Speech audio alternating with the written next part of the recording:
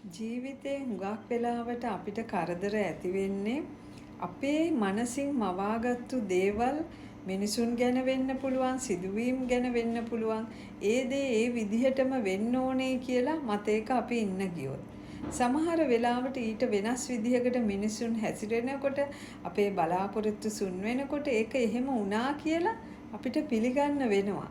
පිළිගන්න නැතුව අපේ මතේම අන් කෙනා ලව්ව බලහත්කාරයෙන් කරන්න හැදුවොත් ඒ තුල අන්තිමේට පරදින්නේ අපිමයි. අපිමයි දුකටපත් වෙන්නේ.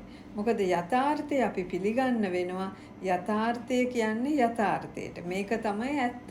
ඇත්තට අපි පිහුණ දෙන්න ඕනේ. ඒ මුහුණ දීලා ඊට පස්සේ බලන්න ඕනේ මේකෙන් මම ගොඩ එන්න නම් මම ඉස්සරහට කරන්න ඕනේ මොකද්ද කියලා. එහෙම නැතුව අපි ඇත්ත පිළිගන්නෙත් නැත්තම් එතනින් ඉස්සරහට යන්න තියෙන කරන්න ඕන දේවල් අපිට හිතා ගන්න බැරුව යනවා. ස්තුතියි.